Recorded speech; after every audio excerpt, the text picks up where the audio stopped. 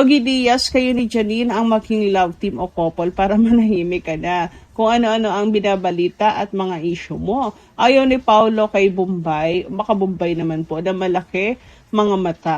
Uy, grabe kayo makakomment 2026 naman na. So ayan, makapalang kilay, malaki ang bibig, kayo ang bagay magsama. Pakelmera, inggit, piket, nagahabol sa lalaki. Mahiya naman kayo kahit sa sarili nyo na lang. Kaya wag nang umepal pa sa kimpaw. May anay at higad kayo. Naninira sa masayang samahan na mag-asawang kimpaw, wag paniwalaan ng hula. Diyos lang ang nakakaalam ng lahat sa atin dito sa mundong ibabaw. Siya ang lumikha sa atin, siya rin ang kukuha ng hiram na buhay natin. Sa Kanya, maging matatag, manalig at manalangin sa Diyos. Ito ang mabisang sandata para sa mga evils na umaalikid. Kimpaw lang hanggang sa huli, walang iwanan. God bless. So, ay nakikita niyo yung mga comment ng Kimpaw. Di ba napaka-solid na hindi nila bibitawan sila Kim and Paulo. Talagang napaka-tight po ng kanila pong pagsuporta sa Kimpaw. Kaya sure yan na marami pong magwewelga talaga at magwawala kapag pinag-partner po sila sa iba. Samantala, dumako naman tayo dito sa video na to.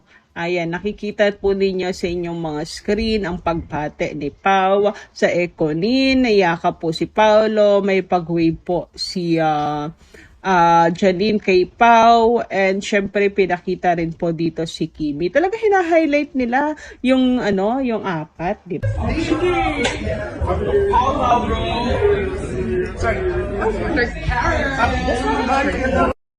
So guys, ito yung pag-wave or pag-hi ni Janine kay Paulo. So puto lang po yung video, hindi natin nakita kung bineso rin ba ni Pau si Janine or nag-hi din, nag-wave din si Pau pabalik kay Janine. Pero makikita dito, kung ito yung pagbabasehan natin, short clip na to, tanging si Echo lang po ang niyakap at pinansin ni Paulo Avelino. And may napansin ang mga fans dyan sa pag-hi ni Janine kay Paulo, kay Pogi, di ba? Ang napansin po nila sa pag-hi niya ay nakatalikod po si Kimi. So comment tuloy, malakas ang loob ni Janine mag-hi kay Paulo dahil nakatalikod si Kim. And since nakatalikod si Kim, ano to, pa baby wave? Ano to, pananalisi, etc. So kung mapapansin nyo, no, kahit ang pinapakita po dito is parang magkakaayos sila, magkaayos na, Econin and Punin, the world is healing, hindi po may iwasan yung mga ganitong comment. Kasi may nabuo ng fandom kumbaga fan war na to. Kakaroon po ng fan war, hindi po may iwasan. So, ano man po ang ipakita, maganda man po ang nais ipakita nila sa mga tao, sa mga netizens, nais nilang iparating, hindi po may iwasan yung ganyan. Kayo guys, kung kayo naman po ang tatanungin, ano ang inyong palagay dito? Genuine na nga kaya? Talagang the world is healing? Kaya magkakasama po sila? Ganyan? Or agree kayo doon sa nagsasabing kaya may lakas ng loob mag-hi si Janine kay Pau ay dahil nakatalikod ito at nakatalikod si Kim at nakatalikod din si Echo. Mukhang mainit talaga ang isyong ito sa fandom at naiintindihan kung bakit may pagtutol ang ilang Kim Pao fans kapag may proyekto sina Kim Chiu at Paulo Avelino na kasama sina Janine Gutierrez at Jericho Rosales. Narito ang mas malalim na reaksyon at paliwanag. Una sa lahat, emosyonal ang puhunan ng fans sa Kim Pao. Hindi lang ito simpleng love team para sa kanila. Marami ang naniniwalang may special bond or real chemistry sina Kim at Paulo, on-screen man o off-screen. Kaya kapag may balitang isinasama sa iisang proyekto ang mga taong na-link noon kay Paulo, tulad ni Janine, o malakas ding pangalan sa romantikong proyekto tulad ni Jericho, natural na may kaba, selos at takot na baka maapektuhan ang Kim Pao dynamic. Ikalawa, takot ang fans na masapawan o ma-divert ang atensyon.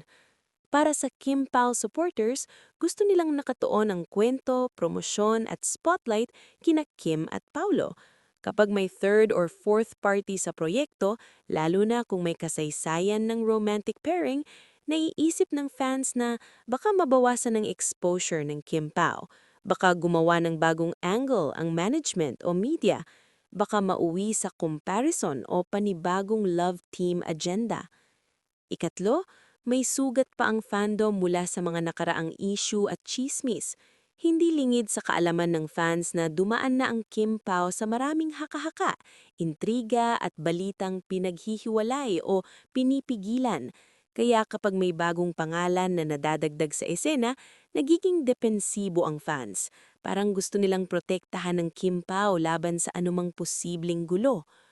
Pero mahalagang tingnan din ng mas malawak na perspektibo. Una, profesional ang mga artista. Sina Kim, Paulo, Janine at Jericho ay pawang respektadong aktor na kayang ihiwalay ang trabaho sa personal na usapin. Ang pagsasama nila sa isang proyekto ay hindi otomatikong nangangahulugan ng romantic agenda o paninira sa Kim Pao. Sa katunayan, maaari pa itong magbigay ng mas malalim at mas kalidad na kwento, magpakita ng acting range ng Kim at Paulo, magpataas ng antas ng proyekto dahil sa bigat ng cast. Ikalawa, hindi kontrolado ng fans ang creative decisions, pero may impluensya sila sa paraan ng pagtanggap. Mas magiging maganda ang imahe ng Kim Pao fandom kung ipapakita nila na supportive sila sa career growth ni na Kim at Paulo. May tiwala sila sa dalawa bilang artista at bilang tao. Hindi sila basta natitinag ng chismis o takot. At ikatlo, ang sobrang pagtanggi ay minsan nagdudulot ng kabaliktarang epekto. Kapag masyadong maingay ang galit o pagtutol, mas nagiging sentro ng usapan ng issue kaysa ang mismong Kim Pao. Sa halip na proteksyon, nagmumukha itong insecurity sa mata ng iba. Sa kabuuan, normal at valid ang nararamdaman ng Kim Pao fans, lalo na kung galing ito sa pagmamahal at suporta. Pero mahalagang balansehin ang emosyon ng tiwala at respeto. Tiwala kina Kim at Paulo bilang profesional at respeto sa kapwa nila artista. Kung matibay ang Kim Pao bilang tambalan man o bilang individual, walang ibang pangalan o proyekto na kayang sumira rito. Hindi opisyal na may bagong project na kasama ang lahat. Walang opisyal na pahayag o anunsyo na magkakaroon ng pelikula o serye na sabay na bida sina Kim Chiu, Paulo Avellino, Janine Gutierrez at Jericho Rosales. Ang nakikita ngayon ay mga social appearance lang kung saan sila ay nakita sa parehong event o gathering. Ang kanilang pelikula na My Love Will Make You Disappear ay unang malaking leading collaboration nila na ipinalabas noong 2025 at nagpakita ng magandang box office performance. Ang nakuhang video sa social media noong kamakailang birthday dinner ng isang executive ay naging trending dahil nakita ang apat na sina Janine and Jericho at Kim and Paulo na magkatabi at nagpapakita ng friendly interaction. Walang official project announcement na naging ganyong magkakaroon ng same upcoming film or series ang apat. Ang pagkikita nila ay mas mukhang social event lamang or networking situation lamang at hindi promotional shoot or press announcement. Hindi ito nangangahulugang may proyekto agad. Ang viral na reaksyon ng fans ay nagmula lang sa pagkakita nila na magsama-sama. Maraming fans ang naghanga at natuwa sa professional at mature na pagbati nila sa isa't isa sa video dahil dati rin may dating issue o naging personal connection sila sa showbiz context. Ang pagtitipon ng apat ay hindi otomatikong indikasyon na magkakaroon ng trabaho ng magkasama sa isang proyekto. Maaring ito ay pangkaraniwang celebrity event kung saan nag-share lang ng oras ang iba't ibang artista. Kung meron mang magiging project sa hinaharap ni na Kim at Paulo, may mga nakaschedule na serye at pelikula sila together, tulad ng The Alibi na separate na project ni na Kim at Paulo. pero hindi pa opisyal nakasali sina Janine and Jericho bilang co-stars sa same narrative. This is not yet confirmed na merong magiging project kasama lahat ng apat na artista. Ang viral social interactions ay nagpapakita ng magandang relasyon at professionalism. Ang mga artista ay malaki ang career at projects, kaya normal lang na magkita-kita sila sa industry events. Hindi dapat agad-agad palakihin ng fans ang isang pagkikita bilang project announcement kung walang opisyal na source. Ang pinakakitang balita sa ngayon ay friendly at professional encounter ng apat na kilalang artista na ikinatuwa ng maraming netizens dahil ito ay nagpapakita ng respeto at maturity sa industriya, hindi drama o conflict.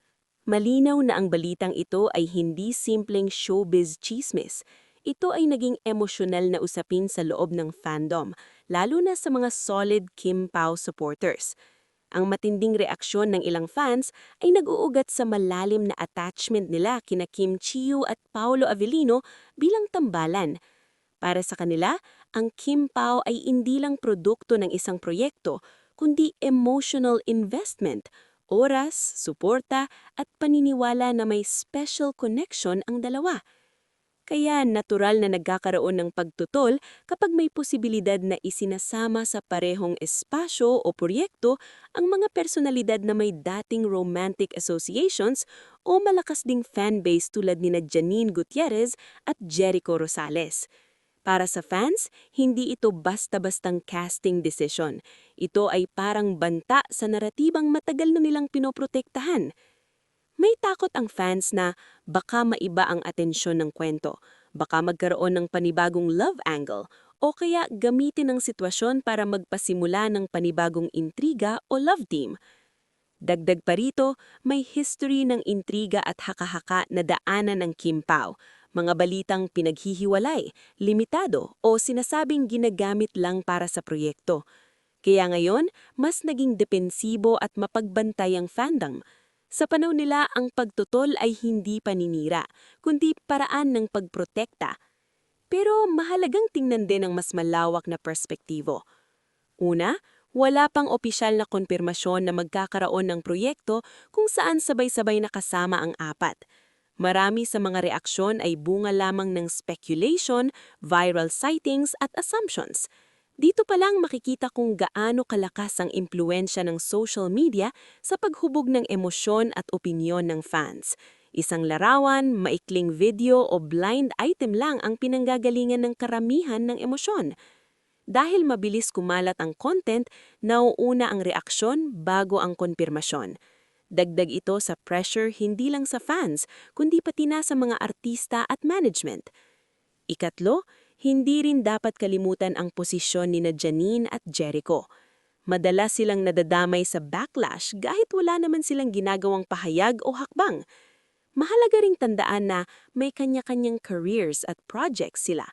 Wala silang obligasyon na mag-adjust sa fandom narratives at professional silang artista na gumagalaw sa parehong industriya.